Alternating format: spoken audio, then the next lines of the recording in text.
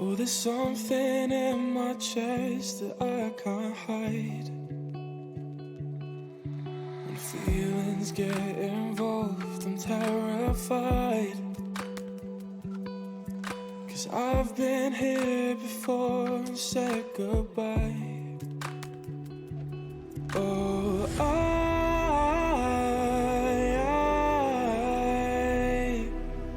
are you the one when I try to look, I wish I'd find? Oh,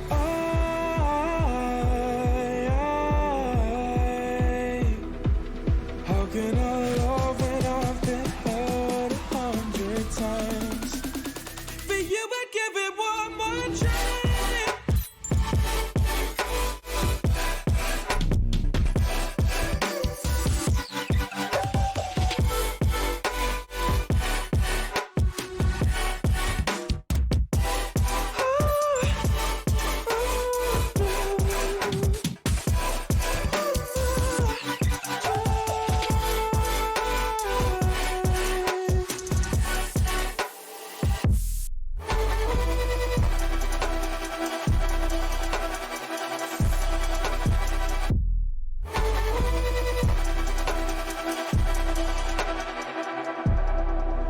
Turn away and wrestle with my doubts.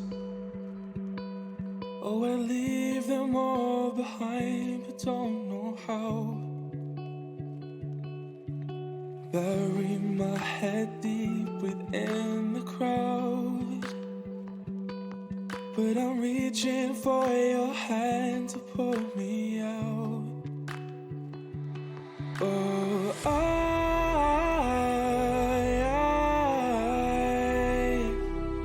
are you the one when I try to look, I wish I'd find? Oh,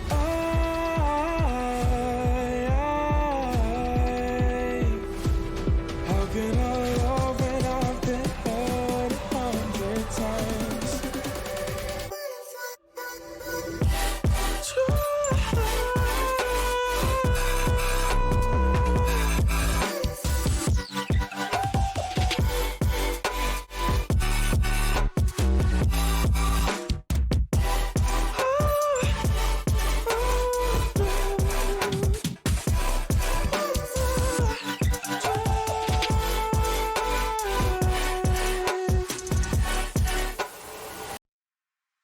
Okay, good evening, everybody. Hello, hello. We're starting a new book tonight. I have never heard of the author. The book was sent to the channel, or gifted to the channel. 48 Liberal Lies About American History that you probably learned in school. Well, I don't know anything about it. Never read it. Like I said, I don't know who the author is. But certainly an interesting title, if nothing else. So let's jump into it, and we'll see what he's got to say. So this is Larry Schweikart, co-author of A Patriot's History of the United States. So if we like this one, we may have to look that up. So anyway, I'm not going to read the dust jacket. I'm just going to jump right into it unless there's something here. First published in 2008, so it's going to be a little dated at this point. I mean, it is about history, so shouldn't be that dated, but unless there's something really recent that it's talking about. It looks like, excuse me, it looks like it goes up to the Reagan era. So nothing too out of whack as far as that goes. All right, jumping into the intro.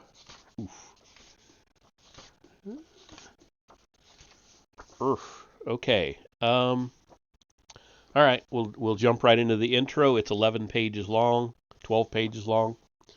And then we'll get into the first lie and see how far we get. Excuse me.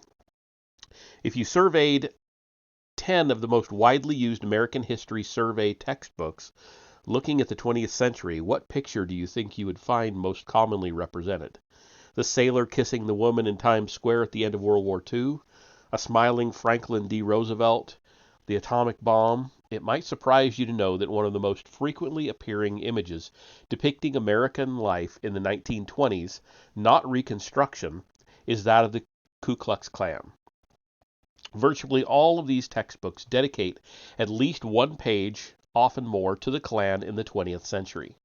George B. Tyndall and David E. Shee's America, A Narrative History uses almost 2 pages to cover the Klan. Paul S. Boyer et al.'s Enduring Vision also gives the Klan the better part of 2 pages, about the same as it gives to the Clinton impeachment, despite the fact that Clinton's was only the second impeachment of a president in U.S. history. According to these historians, the Klan, above all others, defined America. Mark C. Carnes and John Garrity's American Destiny provides the standard photo and claims that, quote, the Klan remained influential for a number of years, end quote, but fails to mention that, as of 2007, U.S. Senator Robert Byrd of West Virginia, a former Klan member himself, still sits in the Senate as a well-regarded Democrat in 2008. Okay. This over-the-top coverage meant to characterize the 1920s as an age of backwardness and bigotry is common among almost all textbooks, despite the fact that the Klan's largest march numbered only 40,000. The Klan, one of many white supremacy and racist guerrilla terror groups during the Reconstruction era, had made a comeback in the 1920s. Marches were the least violent of their activities. Klansmen, as a group or individually, were involved in the lynching of blacks and in shootings and firebombings. As a terror organization, however, the KKK was still fairly small and no more representative of mainstream America than the Illuminati. A single Billy Graham crusade drew more. Woodstock pulled in more than twice as many, and a University of Michigan home football game had double the attendance, not even counting the tailgaters. And none of these textbooks include images of any of the million-plus pro-life marches in Washington in the 1980s. Or consider this. In chapter-length treatments of the United States in World War II, what image, besides the obligatory atomic bomb, might one normally expect to find? Soldiers, right? Given that the military was unfortunately still segregated and that whites did the overwhelming share of frontline fighting, one would expect to see at least a few pictures of average American soldiers fighting in Europe or in the South Pacific. One might, but one wouldn't. The American Journey by David Godfield et al. Has only one distant shot of D-Day, but not a single close-up picture of American soldiers in combat.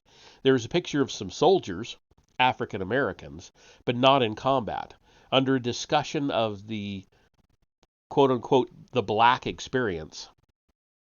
Indeed, the American Journey, for the entire 20th and 21st centuries, the only non-black soldier is depicted fighting in Iraq, despite the fact that 4 million Americans served in World War I alone, and over 53,000 were killed in that conflict.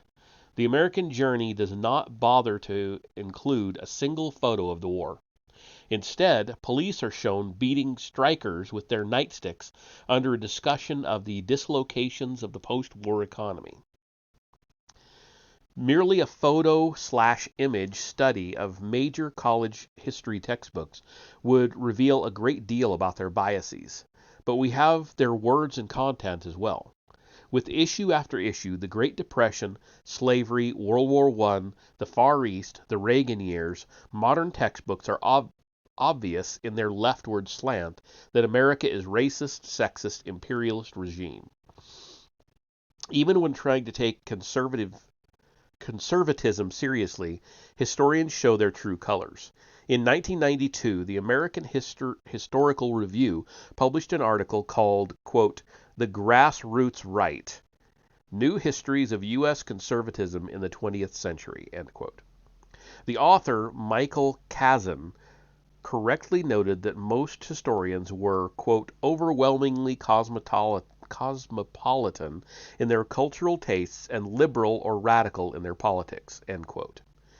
Then Kazin proceeded to review 5 new books on American conservatism, including 2 histories of the KKK.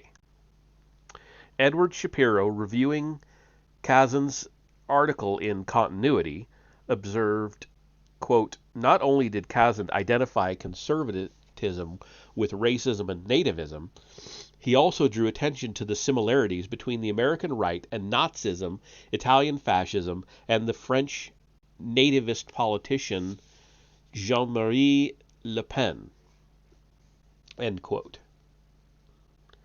Okay. So then we have a photo here. And we're still in the introduction. We're only 3 pages into it. We have a picture, and it says under it, "Other than a photo of Franklin D. Roosevelt or the atomic bomb, the most commonly appearing picture in the 20th century section of U.S. history textbooks is some depiction of the Ku Klux Klan. The implication is that the Roaring Twenties were racist and that somehow the economic growth of the decade rested on nativism and intolerance." So I'll show you the picture. It's one I think I've seen many times in textbooks, to be honest. And there it is. It is quite obviously a KKK rally of some kind, or a parade, a demonstration, something or other. Okay. What does the post-Vietnam wave of history books do with all the pages it does not decide to expose? It does not dedicate to exposing the activities of the Ku Klux Klan? A sampling of major textbooks reveals a tendency to describe Franklin Roosevelt and his New Deal as the only possible salvation to a country racked by the failures of, quote-unquote, big business or the Great Society as remarkable and impressive, despite the fact that it created the massive rise in black family breakup and illegitimacy. Native Americans, at least those Columbus didn't kill, are portrayed as wonderful environmentalists who, quote-unquote, lived in harmony with the buffalo. The founders, on the other hand, are often represented as moneyed interests who sought to cement their position at the top of the heap through the Constitution. Early presidents avoided all international entanglements and were backward isolationists. Andrew Jackson was the forerunner of new liberal Democrats and the opponent of the elites. And the causes of the Civil War were complex, including disagreements over the tariff and a clash of cultures. Abraham Lincoln only issued the Emancipation Proclamation because he was running out of white troops to prosecute the war. The Scopes trial exposed religious fundamentalism as unintellectual and unpopular. Prohibition failed in all its objectives, and government successfully stepped in to control the rapacious robber barons. While most of these books correctly characterize World War II, the conclusion of the war brings immediate questions about whether the United States used atomic diplomacy to bully the poor, helpless Soviet Union. Little attention is paid to Soviet spies such as Julius and Ethel Rosenberg. It is far more interesting to demagogue Senator Joseph McCarthy for his attempts to expose communists in the U.S. government. Richard Nixon expanded the Vietnam War, but John F. Kennedy was going to pull us out if he had lived. The dense and lazy Ronald Reagan merely regurgitated policies developed by his staff and knew Star Wars would not work. While none of the texts I have surveyed go so far as to claim the United States deserved the 9/11 attacks, some of the more radical histories question whether the World Trade Center was actually hit by airplanes, and many perpetuate the notion that terrorists were merely poor, downtrodden, uneducated people who hated the United States because of our support for Israel. The list of historical lies, distortions, and myths is extensive. How is it that this book is limited to exposing only 48? In fact, while many had to be left out or combined, others were selected because they proved easier cases to clearly disprove, relying less on interpretation. Textbooks can be slanted in a number of ways, including labeling, using loaded terms to describe those positions liberals favor as progressive, forward-thinking, liberating, while characterizing conservative or religious views as fundamentalist, backward, nativist, or prejudiced. Labeling is a fairly easy tactic to identify and illuminate. More difficult to spot are forms of bias involving interpretation or coverage. Omitting good news is common. Chapters on the 1980s routinely leave out the incredible turnaround in employment and inflation, focusing obsessively on deficits, which are never treated as problems in democratic administrations. A favorite tactic of historians and the press is to preface the historian's own views through deceptive terms such as critics argued or many feared or similar fair-sounding phrases. In fact, most of the time, the critics were leftists far outside the mainstream who had little credibility at all with the majority of Americans, but who are presented as an equal voice in the debate. While there is nothing wrong with solid interpretation, the goal here is to identify clearly those examples of bias that seem to afflict the largest numbers of leftward slanted books. But that does not mean interpretation is not a legitimate field upon which to challenge textbooks. In a 1992 issue of Continuity, Edward Shapiro provided one of the first comprehensive looks at liberalism in college textbooks. Shapiro examined nuances and phrases in popular textbooks of the 1990s. For example, Alan Brinkley et al. In American History, a Survey, offered the innocent-appearing analysis that John F. Kennedy, quote, inspired enthusiasm among relatively few liberals, end quote, in a 1960 election. Unstated was the fact that if liberals disliked Kennedy, conservatives were likely attracted to him, and his strength in the South and elsewhere probably offset his liberal losses. But the implied message to students? Liberal support is more valuable than conservative support. Another popular book, Tyndall and Shee's America, A Narrative History, described Michael Harrington's The Other America as a powerful expose featuring, quote, an impressive array of statistics as well as convincing theories of social psychology, end quote. Given that the third edition of America was published in 1992, the authors should know that Harrington's impressive array of statistics, quote-unquote, was questionable since no one could ever provide any reliable definitive definition of poverty.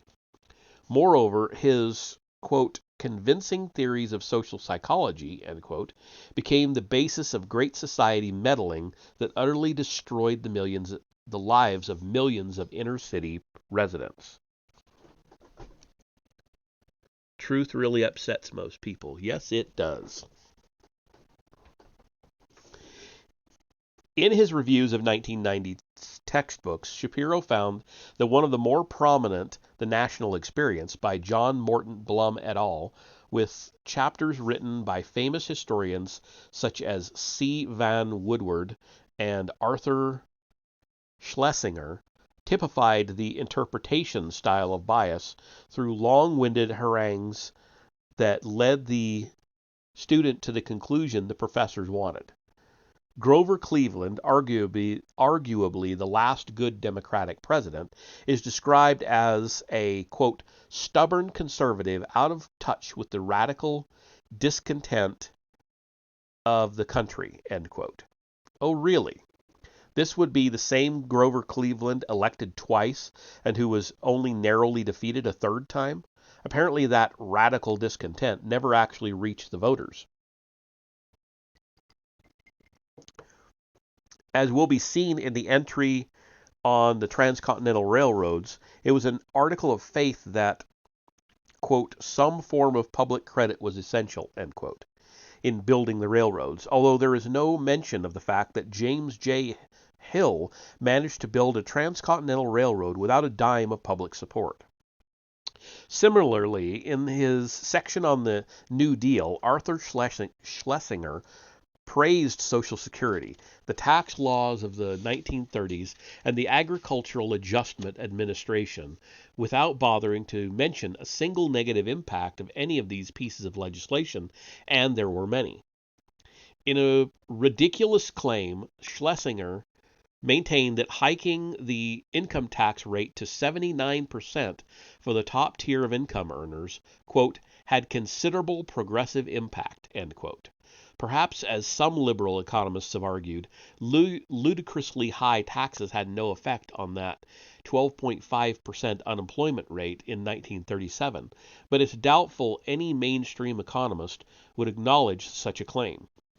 The national experience predictably described the Eisenhower years of growth and remarkable change as an era of stagnation, and only the wonderful Kennedy presidency, quote, broke the crust that had settled over the country in the 1950s, end quote.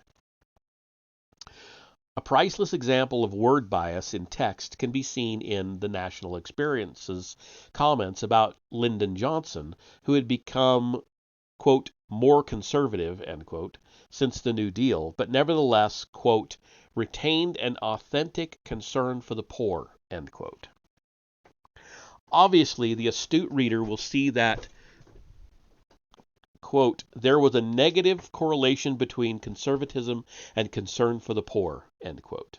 The national experience then drifted from bias into fantasy by describing the Reagan economic boom as an quote-unquote economic quagmire. Most Americans presented with a quagmire economy that added 8 million net new jobs in 7 years and utterly eliminated all inflation would say, quote, gimme that quagmire, end quote. Burton W. Folsom Jr. conducted a similar survey to Shapiro's of literature related to the robber barons of the 19th and early 20th centuries, finding authors routinely ignored any positive comments about Cornelius Vanderbilt, John D. Rockefeller, Andrew Carnegie, or Andrew Mellon, choosing instead to focus on criticisms by failed business rivals or government officials. Folsom found that impact of these titans on the price of shipping, kerosene, or steel was routinely ignored in favor of discussions about monopolies, which none of them ever achieved. Astoundingly, in the same breath, historians proclaimed that quote-unquote cutthroat competition described a problem. Of course, not one single consumer who experienced falling prices at the store or on train trips ever once referred to lower prices as a problem. Low prices, it seems, were only problems for liberal historians who favor government control of business. In the case of Rockefeller, his phenomenal church giving was never alluded to, nor was Mellon's stunning donation of his massive and priceless art collection to the people of the United States. But virtually all textbooks refer to Matthew Josephson's original screed against the captains of industry, the robber barons, 1934, without bothering to correct the record that with Folsom's research. I specifically expanded Folsom's analysis to business history textbooks and found similar disturbing trends. Commenting on the 1980s, one author complained that American businesses were, quote, so busy fighting corporate raiders such as Carl Icahn and T. Boone Pickens that they cannot fight Japanese competitors, end quote, without appreciating that it was precisely because of the discipline imposed by such raiders that many U.S. companies survived and the Japanese floundered. Even in a conservative field such as American business history, college-level textbooks routinely praised government interference in the free market, ignored unintended consequences of such involvement, and downplayed the role of entrepreneurs in favor of coverage of large corporations as though they, like Athena, sprang full-bodied from the head of Zeus. If a field such as business history cannot get it right, what hope is there for such leftist-dominated fields as social history? This leads us to another major source of bias, namely coverage and emphasis. When Thomas A. Bailey and David M. Kennedy's established standard text, The American Pageant, asserted that the feminist and civil rights revolutions, quote, have fueled an explosion of scholarship about race, gender, and class relations in the past, end quote, it completely begged the question about whether such an explosion was useful or even an accurate representation of our history. Supposedly, mainstream historians such as Gary B. Nash cheered the quote-unquote flowering of social history, which, quote, replaced the nationalist, white-centered, hero-driven, and male-dominated, end quote, narrative of the traditional history books. Heroes bad, nationalism worse, as Nash implies, but the very focus on everyday life defeats the purpose of history, for no book can accurately reflect the daily experiences of even a few thousand people, let alone millions, even more so over hundreds of years. By its very definition, history must always deal with those events and people who affected the greatest number over time, and that means discussing George Washington and Robert E. Lee, not their slaves, Andrew Carnegie, not his steelworkers, and Dwight Eisenhower, not the suburban housewives of Levittown. Levittown? Heroes, by definition, do what others cannot and do not do. They lift everyone up. Would Nash prefer we focus on life's unextraordinary figures? Thus, coverage insidiously erodes notions of heroism, significance, and great ideas in favor of sameness, insignificance, and the daily drudge. While it is absolutely true that Carnegie would have achieved little without all of his labor force, the cold fact is that he wouldn't have missed a beat had any one of them never been born. Certainly, individuals represent ideas and movements, which is precisely why the Rosenbergs deserved coverage for their treason, but Seiko and Vanzetti's murder during a robbery is an overused crutch for leftists seeking to drum up a quote-unquote red scare when none existed. Not surprisingly, the New Left historians were outraged at the biases in textbooks. Of course, they are always outraged, but the cause of their outrage was that the counterculture wasn't given its due. Writing in the once prestigious but now mundane Journal of American History, Bruce Schulman complained that textbooks insignificantly covered the 60s protests, neglected to include extracts from the Port Huron Statement, usually considered the first major policy statement of the protesting counterculture crowd, and routinely mischaracterized the flower-waving, acid-tripping, half-naked, foul-mouthed 60s hippies as, well, hippies.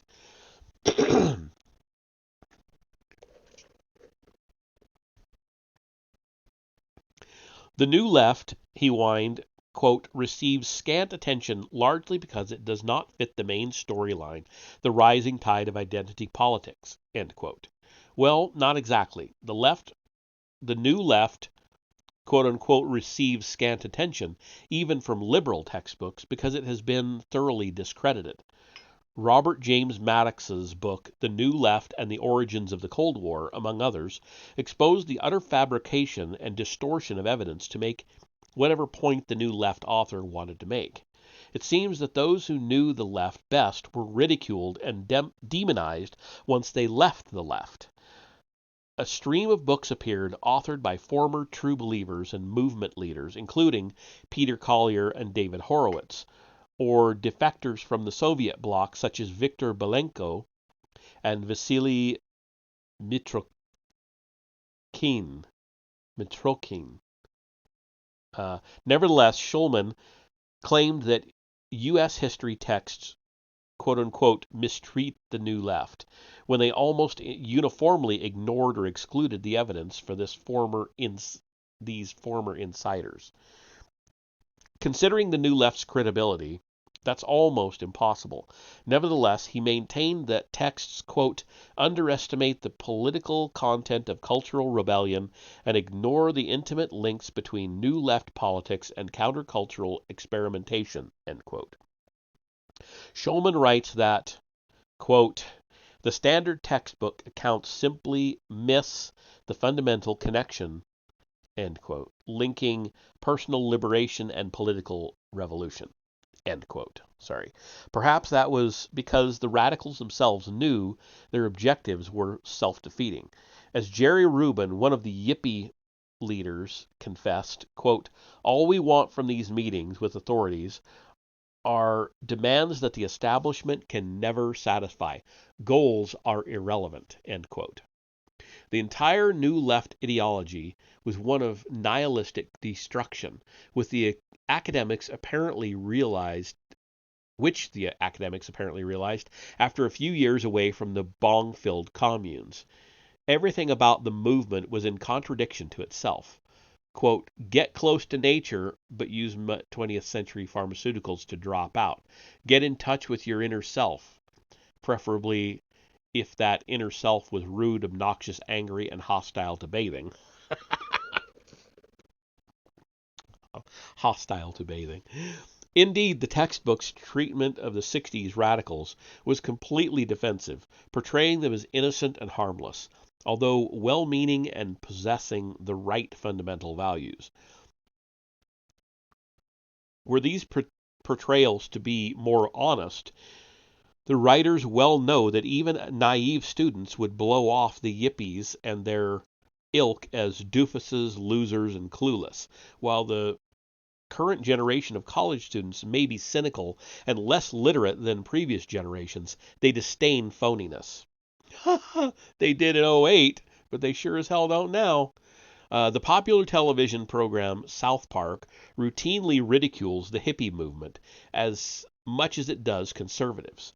Woodstock, the crowning event of the counterculture decade, is ridiculed by modern students who find the images of nearly naked, mud-caked, frizzy-haired teens gyrating to sounds emanating from a stage they can barely see as anachronistic as a taffy pull.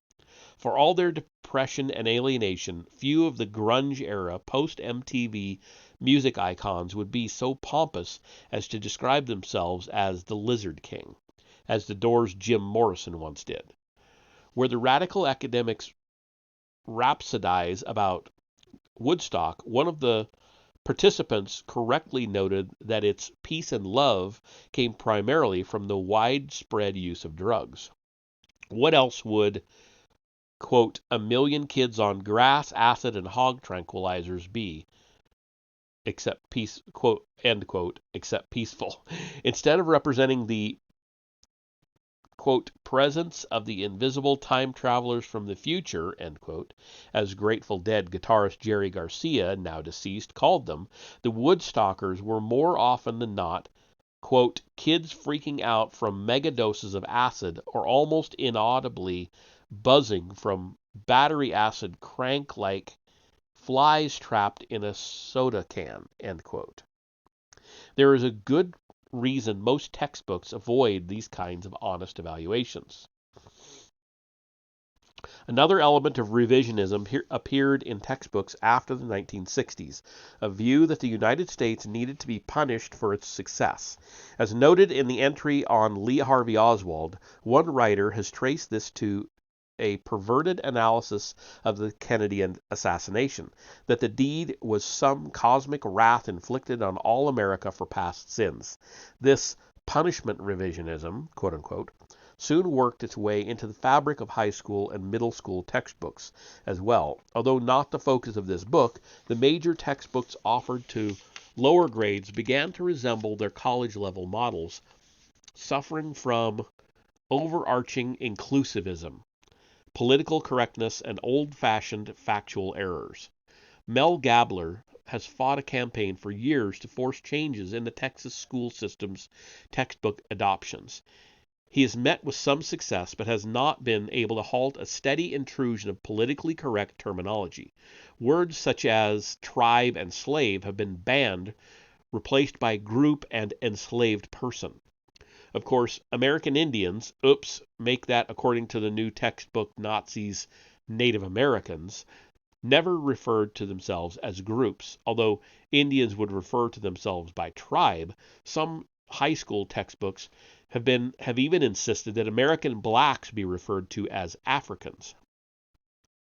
This must present some difficulties for passages dealing with recent African immigrants to America. Texas and California account for 20% of all textbooks sold in the United States, so Gabler's campaign is critical in shaping the nation's history curriculum. Beyond the critical content issues, the lower-level textbooks are run through computer programs that excise words considered quote-unquote too difficult for 10 or 11-year-olds. Publishers routinely test their books against a list of words and the frequencies with which they occur, developed by Edward Lee Thorndike, and against the Dale Chall readability tests. Author James Michener, who worked as a textbook editor for Macmillan, described the, quote, tyranny of that list, end quote, stating that it represented the first step in the quote-unquote dumbing down of the curriculum. Michener found that texts originally written for middle schoolers soon were adopted for high school students, and what was appropriate for high schools was soon used as the standard college text. A grandmother named Joy Hakim, disgusted by the crop of elementary/high school textbooks, wrote her own history book, A History of the United States, which restored some of the balance and perspective to the past. At least Hakim, when dealing with the Lewis and Clark expedition, focuses on the exploration of North America, and only when appropriate mentions William Clark's manservant, York. Whereas most texts would have students to believe that Meriwether Lewis and Clark were more appendages to the real adventurer, York.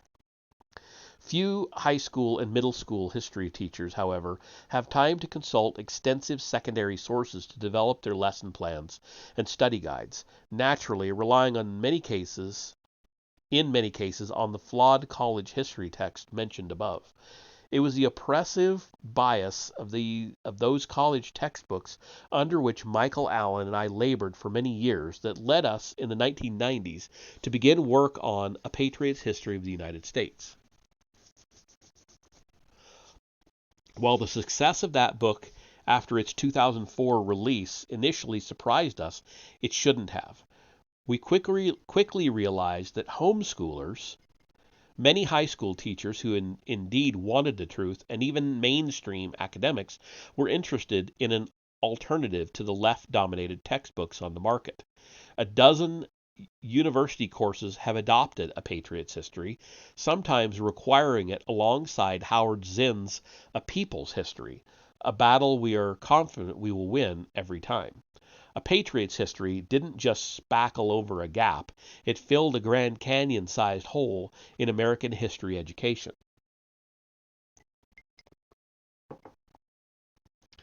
Rather than reinvent the wheel with another comprehensive reinterpretation of American history, this book attempts to develop more fully many of the errors and myths perpetrated by the so-called mainstream texts.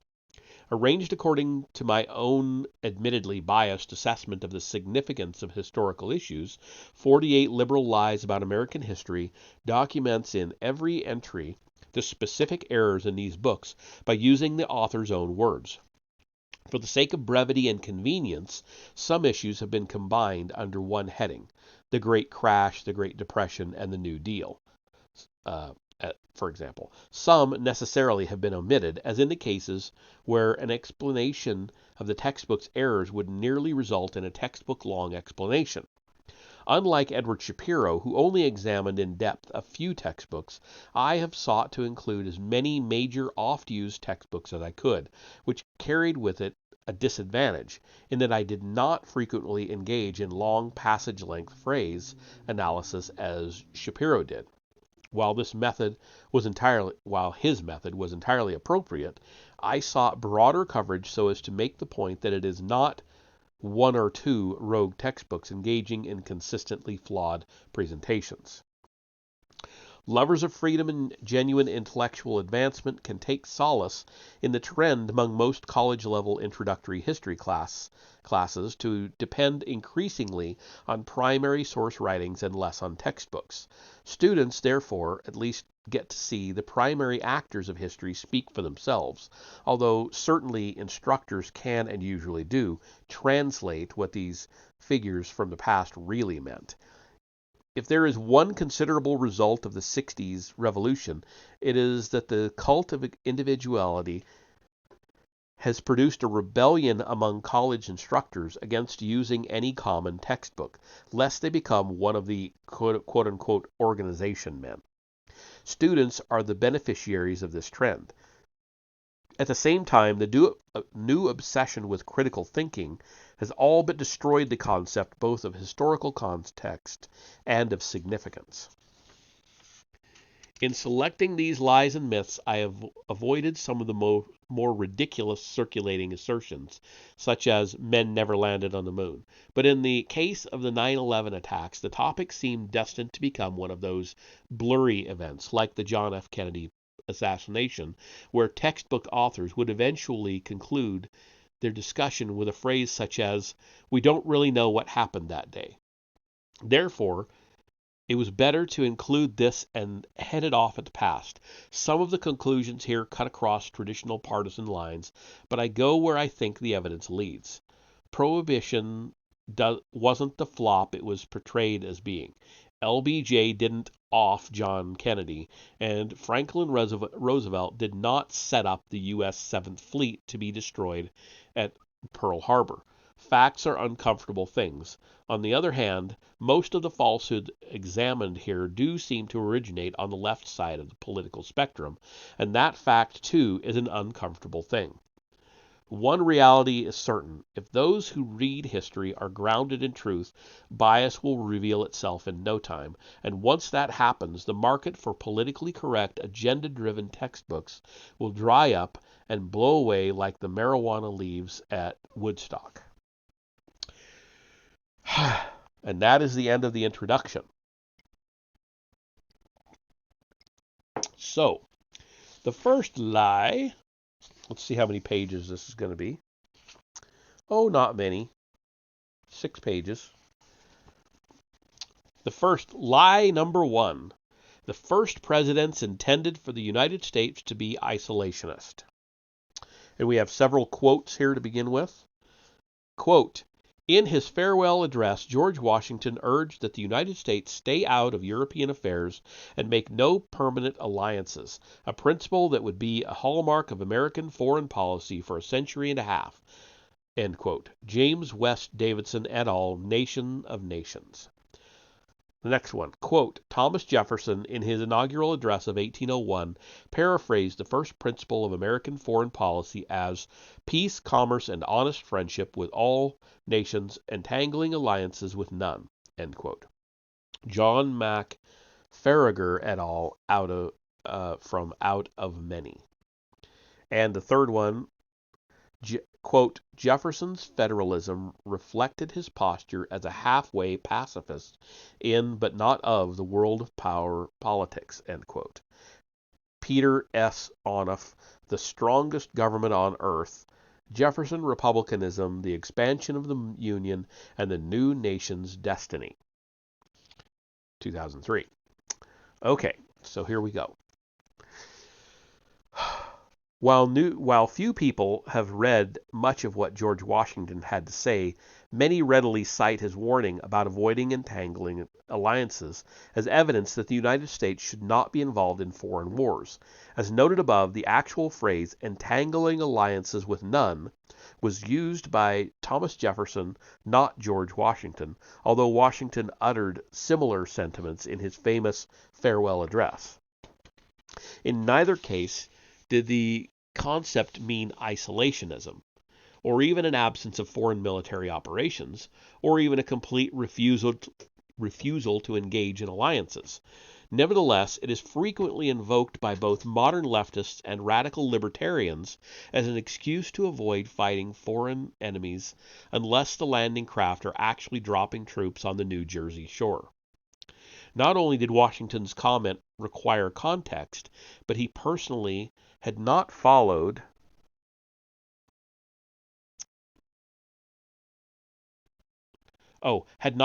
his own advice on many occasions. Certainly he did not oppose aggressive, even unilateral military action. He enthusiastically led a small force to drive the French out of Fort Duchesne, but failed and had to surrender for necessity his own fortifications. Neither did his successors eschew foreign military action, including Thomas Jefferson, often held up as the epitome of a pacifist president, despite Reginald Stuart's description of him as a halfway pacifist. Understanding Washington requires that the phrase in the farewell address be placed in the context of the full address. Washington urged his countrymen to, quote, observe good faith and justice toward all nations, cultivate peace and harmony with all, religion and morality enjoin this conduct, end quote. In achieving this good faith and justice, Washington said, quote, nothing is more essential than that permanent, inveterate antipathies against particular nations and passionate attachments for others should be excluded, and that in place of them just and amicable feelings toward all should be cultivated, end quote. His concern was that an unfounded hatred, quote, permanent, inveterate antipathies against particular nations, end quote, would draw the country into war, quote, contrary to the best calculations of policy, end quote. Sympathy for the favorite nation, facilitating the illusion of an imaginary common interest in cases, quote, where no real common interest exists, risks a participation in the quarrels and wars of the latter, without adequate inducement or justification, end quote. Boy, aren't we there now, and have been for decades. Having spent the first 3/4 of the address criticizing political parties, Washington warned that the quote, avenues of foreign influence, end quote, would shape American policy, sounding much like a 20th century multinational corporate leader. Washington said, quote, the great rule of conduct for us in regard to foreign nations is in extending our commercial relations to have with them as little political connection as possible, end quote.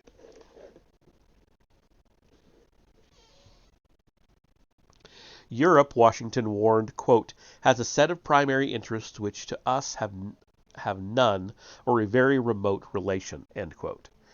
There were occasions on which alliances were acceptable. However, he urged Americans to, quote, steer clear of permanent alliances with any portion of the foreign world, so far, I mean, as we are now at liberty to do it, end quote. Then Washington clarified, quote, let me not be understood as capable of patronizing infidelity to existing arrangements, end quote. Existing treaties were to be honored, and future treaties, quote-unquote, for extraordinary emergencies, might be necessary. Indeed, much of Washington's second administration had been absorbed with securing new commercial treaties with England and Spain, working tirelessly to secure peace treaties with the foreign nations on America's immediate borders, the Indians. All this was not exactly a pacifist manifesto. As Washington stated in the farewell address, our detached and distant situation, quote unquote, allowed the United States to, quote, pursue a different course, end quote, from Europe. The, quote unquote, period is not far off, he foresaw, quote, when we may defy material injury from external annoyance, when we may take such an attitude as will cause the neutrality we may at any time resolve upon to be scrupulously respected, and when we shall choose peace or war as our interest guided by our justice shall counsel." End quote. Washington well knew that in 1796 the young republic could not engage in a foreign conflict if it so chose. It had neither the army nor the navy, although John Adams's administration soon rectified the latter by building new heavy frigates. If the United States, quote, "is preserved in tranquility 20 years longer, it may bid defiance, in a just cause, to any power whatever, such in that time will be its population, wealth, and resources." End quote.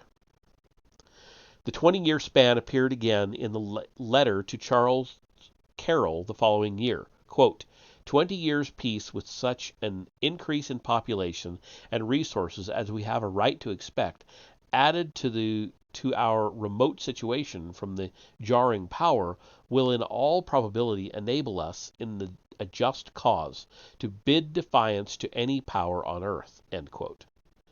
Even in the draft comments for the farewell address, which were not published in the final version, Washington wrote, quote, "that if this country can remain in peace 20 years longer, and I devoutly pray that it may do so to the end of time, such in all probability will be its population, riches, and resources, when combined with its peculiarly happy and remote situation from the other quarters of the globe, as to bid defiance in a just cause to any earthly power whatsoever." In other words, Washington knew... Oh, we've got a ways to go. Okay. In other words, Washington knew that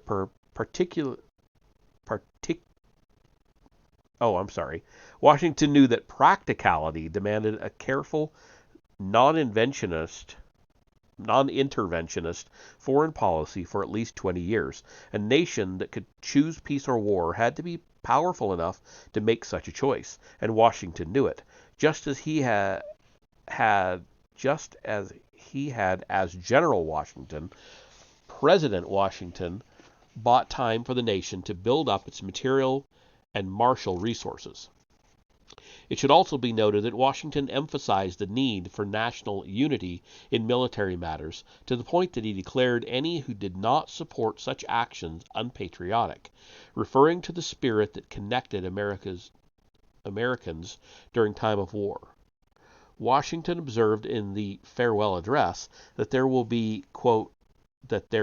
quote, "always be reason to distrust the patriotism of those who in any quarter may endeavor to weaken its bonds."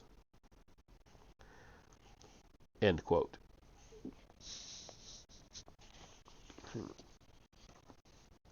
A second here. Its bands, weaken its bands. Washington was not alone. John Adams pushed for the construction of a blue water navy, in contrast to what Thomas Jefferson supported, a fleet of coastal gunboats. Adams clearly intended American warships to be capable of power projection on the high seas. Jefferson, often portrayed as an early small government libertarian, took a decidedly internationalist view of foreign policy, particularly when it came to the Barbary pirates. Since the United States obtained independence, it had paid tribute to the North African terrorists known as the Barbary pirates. These Tripolitans, Algerians, and others not only demanded monetary tribute — Congress appropriated $80,000 as early as 1784 to pay them off — but often wanted lavish and ridiculous gifts, including, in one instance, a specially outfitted frigate. Even though Jefferson was one of the ministers to Europe, helped negotiate with the Barbary terrorists, he loathed them, and in the 1780s wrote of fighting rather than paying their bribes. His famous line, roughly quoted as "millions for defense, not 1 cent for tribute."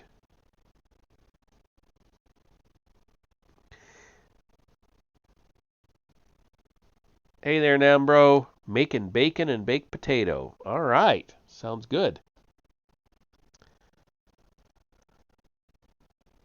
Um, millions for defense, not 1 cent for tribute, captured Jefferson's attitude toward dealing with hostage takers. Those were hardly the words of a pacifist. In July 1785, Algerians captured 2 American vessels and held their crews for a ransom of $60,000. Immediately, Jefferson sought to form an alliance with interested European powers. One might say a quote-unquote coalition of the willing. Jefferson plainly admitted he favored, quote, peace through the medium of war, end quote. Oh, and then another quote. The Barbary states must see the rod. Perhaps it must be felt by some of them, end quote. He wrote to James Monroe in 1786. The man who urged avoiding, quote-unquote, entangling alliances saw the prudence of building just such a coalition with Portugal, Naples, Venice, Malta, the Sicilies, and even England and France. But the two larger nations wanted to continue paying ransoms, and the proposal was scotched. Scotched? Never heard that. Jefferson decided to go in alone, although he had preferred having help. Funny thing about dealing with terrorists, the demands keep going up. By 1795, Americans were paying the Barbary States more than $1 million per year and still had to ransom hundreds of sailors from Tunis, Morocco, Tripoli, and Algeria. As President Jefferson acted upon his inclinations to make war not love, indeed, the strike on the Tripolitan pirates can rightly be called America's first preemptive war. Jefferson, like George W. Bush 200 years later, never received a declaration of war from Congress, and as one author put it, quote, the United States embarked on its first distant foreign war without Congress even being informed, much less consulted, end quote. Like Bush, Jefferson operated on a set of joint resolutions that permitted the president to authorize acts, quote, of precaution or hostility as the state of war will justify, end quote. When the Bay of Tripoli cut down the U.S. flagpole, then viewed as an act of war, Jefferson dispatched the large ships built by the administration of his hated rival, John Adams, which paid immediate dividends. In 1801, when the USS Enterprise blasted apart a Tripolitan corsair. Soon the Enterprise was joined by the Constellation, the Intrepid, the Argus, the Chesapeake, the Philadelphia, the Old Ironsides, the Constitution, and Old Ironsides, the Constitution. Under Commodore Edward Preble, the American fleet set up a blockade of the Barbary ports and began hit-and-run strikes on the Tripolitan cities. Just as a side note, I noticed, as soon as I saw USS Enterprise, I immediately thought Star Trek. And then I realized the Constellation, the Intrepid, and the Constitution are all classes of ships in Star Trek. Just as a side note, I never knew that these were the ships involved in this. So as soon as I saw them, my mind went to Star Trek because that was my most recent familiarity with those names. Anyway, getting back to it. Morocco quit the fight in 1803, although the war against Tripoli literally hit a snag when the USS Philadelphia ran aground and was captured. Captain William Bainbridge and the entire crew became hostages. 3 months later, in February 1804, Lieutenant Stephen Decatur and a small force from the Intrepid managed to board the Philadelphia and burn her, denying the ship to the enemy. Preble's reinforcements soon arrived, and in July he opened fire on Tripoli itself.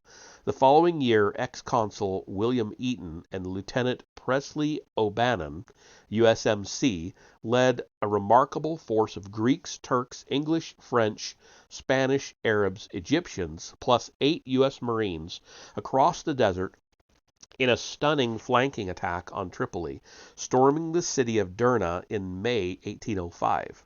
A month later, the new ruler signed a treaty ending hostilities. Although the United States did agree in the treaty to pay a full ransom for Bainbridge and his crew, it was differentiated from tribute, which was ended temporarily. American forces had to make their point one more time in 1807 with Algiers. After that, temporarily absorbed with the War of 1812, the United States did not return to the region until 1815.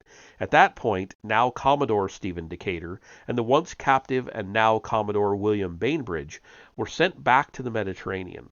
Bainbridge's squadron departed a month and a half before Decatur's, and by the time he arrived, Decatur's forces had settled the matter. After capturing a pair of Algerian ships, Decatur forced the Dey of Algiers to return all captives and pay a $10,000 fine, in addition to guaranteeing the end of hostage-taking. The practice of enslaving Christians continued, fanned by the good intentions of the Catholic Church and philanthropists who ransomed captives, giving the Barbary pirates an ongoing incentive to seize more hostages. Although a final end to all Barbary depredations did not come until British and Dutch fleets reinforced the American message sent by Decatur, Jefferson and then James Madison had shown that the United States was far from isolationist. And that is the end of the first lie, which, to go back, the first president intended the U.S. to be isolationist.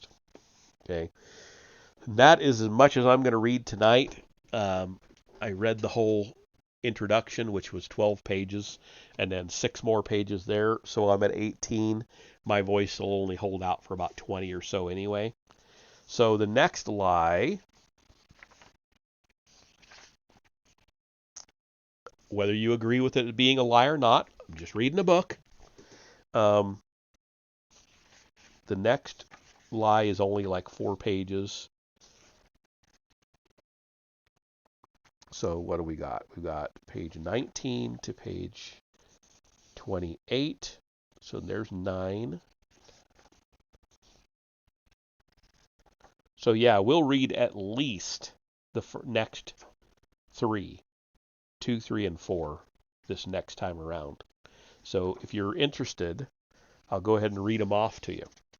The second lie, the Mexican and Spanish-American wars were imperialist efforts drummed up by corporate interests.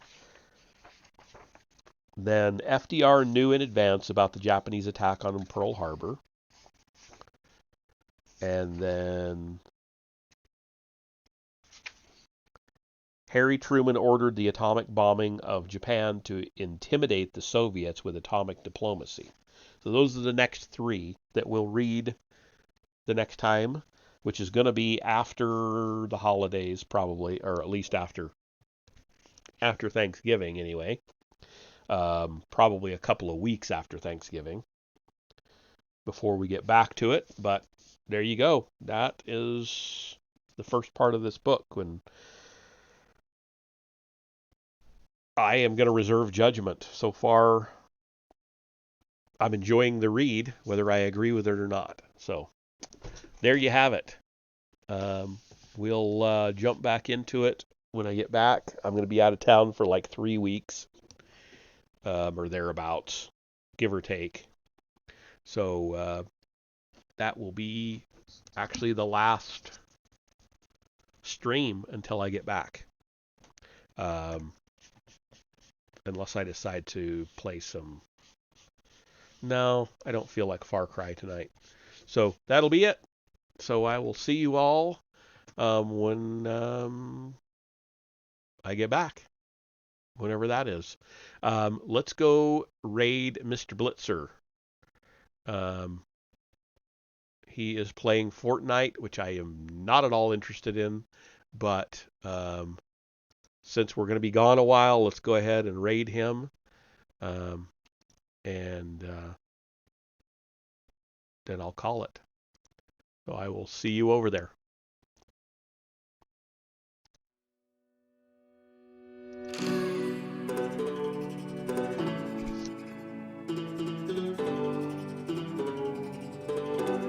My heart is beating, I know the pieces. Which one is broken and one is sweet?